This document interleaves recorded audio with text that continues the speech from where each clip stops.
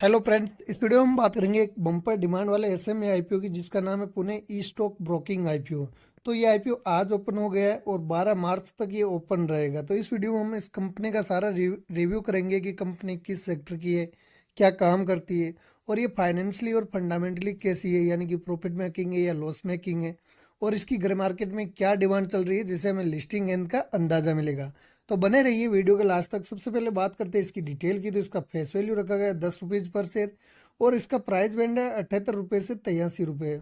और इसका lot size रखा गया है 1600 शेयर का। और ये कंपनी टोटल इश्यू लेके आ रही है 38 करोड़ का, जो कि सारा का सारा फ्रेश इश्यू है।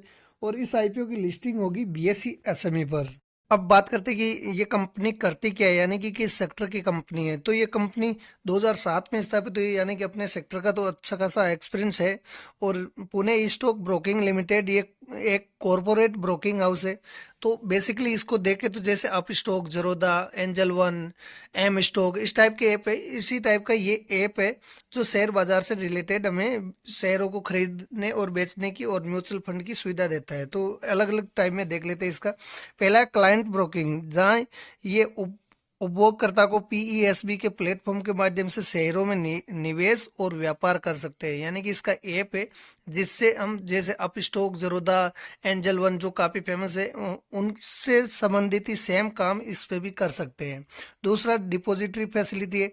कंपनी सीडीएसएल के माध्यम से एक एकीकृत सेवा पेशकश के हिस्से के रूप में इक्विटी ट्रेडिंग ग्राहकों को डिपॉजिटरी सुविधा भी प्रदान करती है। और तीसरा ये है म्यूचुअल फंड, यानी कि कंपनी इक्विटी, डेट और हाइब्रिड फंड में विभिन्न म्यूचुअल फंड में निवेश करने के लिए की सुविधा भी उपलब्ध कराती है। और चौथा है कॉरपोरेट डिपॉजिट। और पांचवा है करेंसी ट्रेडिंग सर्विस, यानी कि ओवरऑल ये शेयर बाजार से रिलेटेड ही हमें शेयरों को बेचने और इन पे ट्रेडिंग की सुविधा उपलब्ध कराती है। ऐसे कई सारे ऐप है, जैसे एंजल वन हो गया, सीडीएसएल का भी है, लेकिन वो ट्रेडिंग प्लेटफॉर्म नहीं है। तो इनके भी शेयर लिस्टेड है, तो इसका भी एक एसएमई आईपीओ के रूप में आया है। ओवरऑल देखे तो इसका सेक्टर काफी बढ़िया है, लेकिन इसके जो ग्राहक है वो काफी कम है। 2007 में स्थापित होने के बावजूद भी ग्राहक इसके बहुत कम है। बाकी को देखते हुए Zerodha, Upstox, angel one, grow, इनको देखते हुए काफी कम है, यानी कि लगभग 20 साल हो गए लेकिन ग्राहक उतने नहीं बढ़ा पा रही। तो ये एक नेगेटिव इम्पैक्ट है इसके लिए। बाकी सेक्टर इसका काफी बढ़िया है। अब बात करते हैं कि इसकी ग्रे मार्केट में क्या डिमांड चल रही है, जिससे हमें लिस्टिंग एंड का अंदाजा मिलेगा। तो आज की डेट में इसका ग्रे मार्केट में प्रीमियम चल रहा है 83 रुपीज़ पर शेयर। और इसमें 1600 शेयर की लोट है, तो एक लोट पे फायदा बता रहा है 1,32,800 रुपये। और परसेंटेज वाइज देखें तो लगभग 100% के करीबन रिटर्न मिलने वाला है, यानी कि लगभग पैसा डबल होने वाला है। तो इसकी डिमांड काफ़ी बढ़िया चल रही है। अब बात करते हैं कि इसकी फाइनेंशियल कंडीशन कैसी है, यानी कि प्रॉफिट मेकिंग है या लॉस मेकिंग है। तो सबसे पहले बात करें इसके एसेट की, तो 2022 में एसेट था इसका 16,314 लाख, जो 2023 में घटकर हुआ है 15,801 लाख। और फर्स्ट 2 क्वार्टर में इसका हुआ है बढ़कर 22,224 लाख। रेवेन्यू की बात करें तो 2022 में 4,665 लाख का रेवेन्यू जनरेट किया। 2023 में ये घटकर 4,103 लाख हुआ। और फर्स्ट 2 क्वार्टर में इसने 3,010 लाख का रेवेन्यू जनरेट किया है। बात करें प्रॉफिट आफ्टर टैक्स की, तो 2022 में 1,012 लाख का प्रॉफिट जनरेट किया। 2023 में 964 लाख का प्रॉफिट जनरेट किया। और फर्स्ट 2 क्वार्टर में इसने 610 लाख का प्रॉफिट जनरेट किया है। नेटवर्थ की बात करें तो 2022 में 6,754 लाख थी, जो 2023 में बढ़कर 7,654 लाख हुई।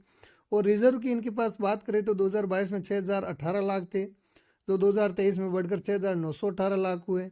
और फर्स्ट 2 क्वार्टर में ये और बढ़कर 7,155 लाख हो गए। बात करें टोटल बोरोइंग की, तो 2022 में 1,640 लाख की बोरोइंग थी, जो 2023 में बढ़कर 1,853 लाख की हुई। और फर्स्ट 2 क्वार्टर में इनकी घटकर हो गई 826 लाख। ओवरऑल देखे तो काफ़ी अच्छी ग्रोथ कर रहा है, प्रॉफिट साल दर साल बढ़ रहा है, बोरोइंग साल दर साल कम हो रही है, रिजर्व में पैसा बढ़ रहा है। तो ओवरऑल देखे तो फाइनेंशियल कंडीशन काफ़ी बढ़िया है इसकी। बात करें इसकी की इंडिकेटर की, तो इसका अर्निंग पर शेयर वैल्यू 7.04 का, जो कि ठीक ठाक है। और पी रेशियो 11 का है, यानी कि पी रेशियो इसका काफ़ी बढ़िया है। और इसकी आरओई निकल के आती है 7% की, और आरओसी है 8% की, जो कि एक एवरेज ठीक ठाक, हमारा जो एवरेज 15% लेके चलते हैं उससे काफ़ी कम है। और रिटर्न ऑन नेटवर्थ भी 7.3 की है, जो कि काफ़ी कम है। डेप्ट इनके ऊपर नहीं है, लेकिन इनकी जो फंडामेंटली स्ट्रांग है वो कैपेसिटी उतनी अच्छी नहीं लग रही है, कि ओवरऑल देखें तो कंपनी फाइनेंशियली तो ठीक है, बट फंडामेंटली उतनी स्ट्रॉन्ग कंपनी नज़र नहीं आ रही है। बात करें इसके एंकर पोर्शन की, तो इसका एंकर पोर्शन रखा गया है 9.7 करोड़ का, और एंकर इन्वेस्टर लिस्ट भी इसकी आ गई है जिसमें काफ़ी अच्छी कंपनियां शामिल है, जैसे राजस्थान ग्लोबल हो गई, उसकी 58% हिस्सेदारी है, और LRSD सिक्योरिटी है जिसकी 20% हिस्सेदारी है। यानी कि ये दोनों ही टॉप लेवल की कंपनियों ने इसमें हिस्सा लिया है एंकर इन्वेस्टर लिस्ट में। तो ये कंपनी के लिए काफ़ी अच्छी न्यूज़ है, अच्छा पॉइंट भी है कि इनकी जो एंकर इन्वेस्टर लिस्ट है वो बहुत स्ट्रॉन्ग नज़र आ रही है। बात करें इसकी लॉट साइज की, तो रिटेल कैटेगरी में मिनिमम 1 लॉट के लिए अप्लाई करना होगा, जिसके लिए 1600 शेयर के लिए हमें अप्लाई करना होगा, और इसके लिए 1,32,800 रुपये हमें इन्वेस्ट करना होगा। और रिटेल कैटेगरी में मैक्सिमम 1 लॉट ही अप्लाई कर सकते हैं, और HNI कैटेगरी में मिनिमम 2 लॉट के लिए अप्लाई कर सकते हैं। बात करें इसके अलॉटमेंट की, तो इसका अलॉटमेंट आएगा 13 मार्च को, रिफंड होगा 14 मार्च को, और इस IPO की लिस्टिंग होगी 15 मार्च को। अब फ्रेंड, हमने इस कंपनी का सारा रिव्यू कर लिया है कि क्या काम करती है और कैसा इसका सेक्टर है और इसकी डिमांड कैसी चल रही है। तो फाइनली हमें डिसीजन लेना है कि इस IPO में अप्लाई करना है या अवॉइड करना है। तो अभी तक के हिसाब से इसमें लिस्टिंग एंड के काफ़ी अच्छे चांसेस हैं, तो इसमें लिस्टिंग एंड के लिए हम अप्लाई कर सकते हैं। बाकी किसी भी IPO में अप्लाई करने से पहले अपनी खुद की रिसर्च करने के बाद ही फाइनल डिसीजन लेना चाहिए, क्योंकि SME IPO बहुत ज़्यादा रिस्की होते हैं। तो अपनी रिसर्च के बाद ही अप्लाई करना चाहिए। और IPO के अलॉटमेंट के चांस बढ़ाने के लिए आप एक काम कर सकते हैं कि अपने फैमिली मेंबर के डीमैट अकाउंट खोल सकते हो, जिसके लिंक मैंने डिस्क्रिप्शन में दे रखी है, ताकि अलॉटमेंट डिफरेंट पेन से अप्लाई करने से अलॉटमेंट के चांस बढ़ जाएंगे। और फ्रेंड, वीडियो अच्छा लगा तो वीडियो को लाइक कीजिए, चैनल को सब्सक्राइब कीजिए, साथ में बेल आइकन को भी ऑन कर दीजिए ताकि हमारे वीडियो का नोटिफिकेशन आपको मिलता रहे। धन्यवाद।